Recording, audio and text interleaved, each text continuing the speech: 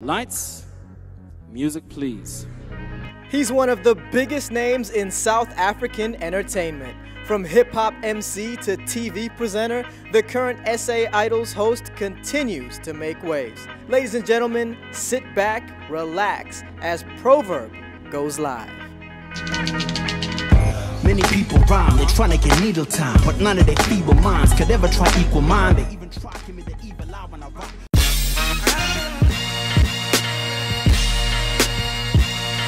Proverb. Yes, sir. Tell us about yourself and what you're all about.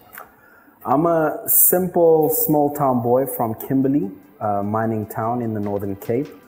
And, I'm humble. I've got that small town mind state. What's your earliest childhood memory? I grew up with my grandmother, who was a principal, very strict, but also very knowledgeable and very obsessed with books and with reading. Now, I think I'm born left-handed. And I say I think so because, in our culture, if you were a lefty, they considered you a little bit abnormal, right? Yeah. So I remember doing homework with my grandmother and her holding a ruler.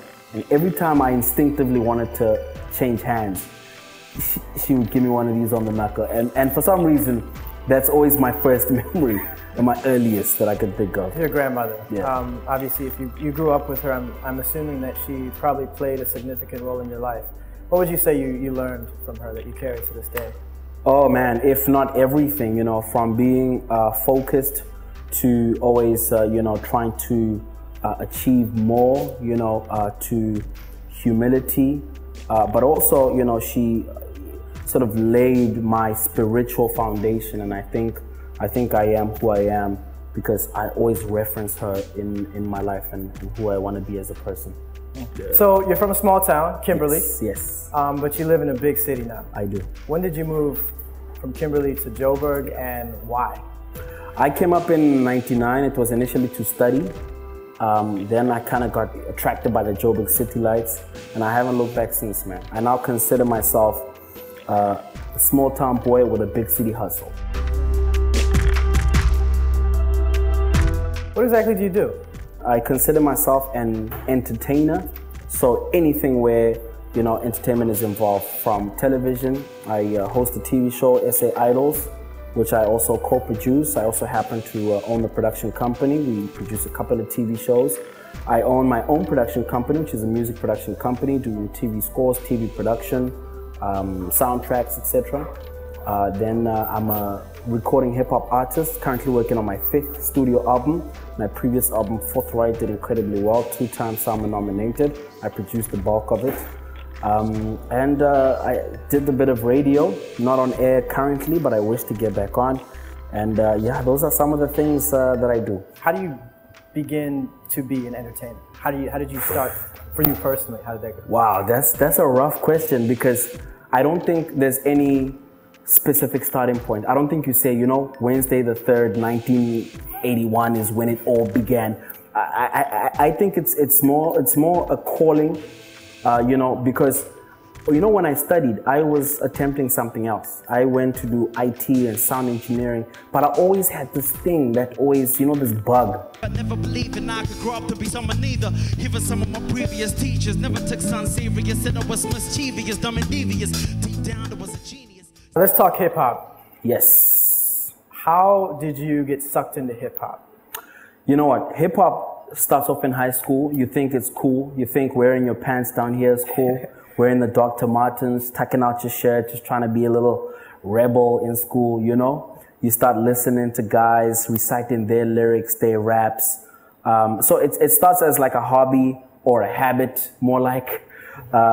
And then you sort of start creating your own sound, your own style, your own lyrics. The show got dope reviews, I was just doing a sound check. They feeling the heat and the rumors are now spreading. As you grow, you start questioning more.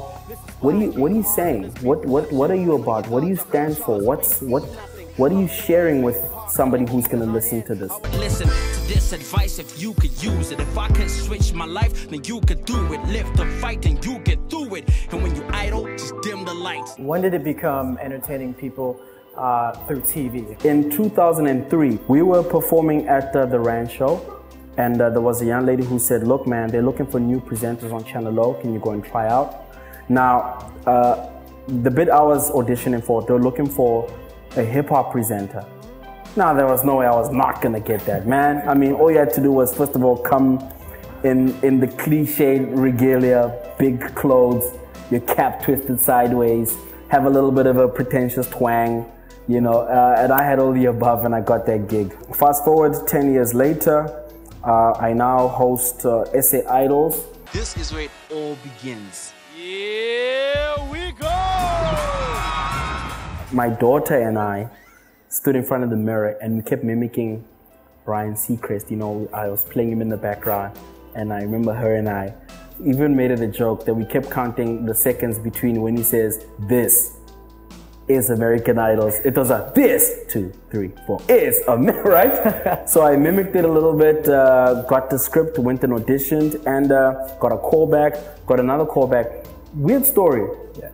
And sorry that I'm harping on and on about it, but they never actually told me at any point, you got the gig. Really? What happened was, there was a callback and another callback, and before I know it, I was invited to the launch party. And before I know it, they were sending me call sheets. So I was like, so wait, did I get this gig? 5 seasons in, I still haven't been told to my face, hey, you got the job. But here we are. But who cares, right? Who cares? You're up there doing your thing, right? That's it. Look, baby, you're not here, and this is not fair. I got tears running down my face, but you not care. I'm at a loss here, I invested a lot of years, so you just gotta hear me out. When it comes to your craft Yes. and what you do, what do you feel you do best? I talk a lot, okay? And I'm afraid of saying I speak well because I think there's a difference, you know. I think I talk a lot. And that's not a bad thing because now I try to think about what do you say when you talk a lot, you know? How do you impact on the next person listening? You know, my daughter asked me for a copy of my CD like a month ago. And I remember thinking to myself, if I give it to her, what is she gonna hear on here? And is it something that I want her to hear or to know, you know? And I was at ease knowing that what I put on there is something I'm comfortable with her hearing. And that's kind of how I approach what I do now. I think about what impact what I have to say has on everybody. You've mentioned your daughter a couple of times. Yes. You're married. I am. And you clearly have children. Yes. How many kids do you have? I've got 2 wonderful kids. My daughter's 8 years old. She's so funny, so witty. I know she gets it from me. And my little boy is inquisitive. He's 5 years old. He just wants to open stuff and break stuff and figure stuff out. That's definitely the mom. Oh man, what would you say you enjoy most about being a dad? Man, I love being a family man. You know, I love my kids. My family puts life into perspective. They give it all a reason. They give it all a what are you doing it for who, for what, what's the legacy you want to leave. I love sort of fellowshipping with my children and interacting with my kids and seeing them develop and grow. I love seeing them excited about something. If there's a particular concept that they get, you know, today they have a little race in their estate, so they woke up at like 5 a.m., got their little bicycles ready, and you know, I love just being a part of it all and just seeing it all happen. You mentioned to me earlier you've been married for 10 years. Well, we've been married 8 years. 8 I've been years. together with my wife 10 years. And what is the glue that keeps you guys together? Well, for starters, I must tell you, our marriage, like many, is far from perfect. It's all very much, because it's 2 different personalities. We both growing, you know, as a couple, but as individuals as well in our own spaces.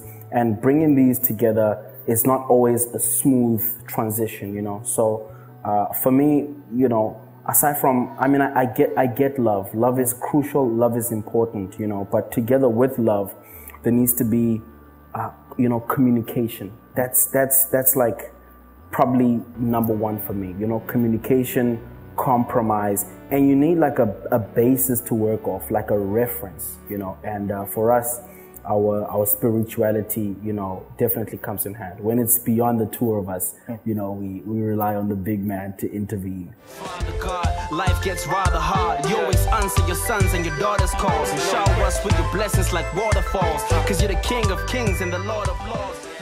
What would you say is the driving force behind who you are spiritually? Yeah. Like, who do you turn to?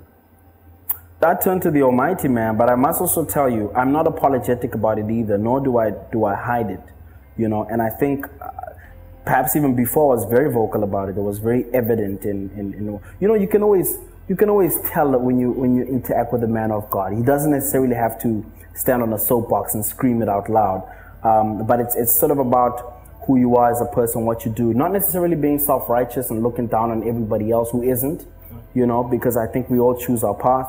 But for me, I think as I've grown older, so I've also, you know, embraced it a lot more and also incorporated a lot more in what I do and in the message that I have to share. Who's Jesus Christ to you? Jesus Christ, man, look, that dude, that's the Son of God right there, man. That's the man whose life was sacrificed so that I can be free of sin. Do you know what I mean? That's my buddy. That's my crit. That's the dude I chat to. He's in the studio session with me. He listens to my material, gives it the go-ahead or the thumbs down. So that's my dude. What do you want your legacy to be? I want to be remembered as somebody who wanted to change the world for the better in what I say, in what I do, but not only that, but in how I live as well, and not to be a hypocrite, you know, and to say one thing yet to do another. But you know, I want to leave sort of inspiration. I want my story to be told, and I hope somebody could take a page or learn from my story. So I have to live a life in such a way that it's one that we can learn from. That's great. Proverb, thanks so much for being with us. Thank you so much. This was a lot of fun. Ladies and gentlemen, you heard it right here. Proverb.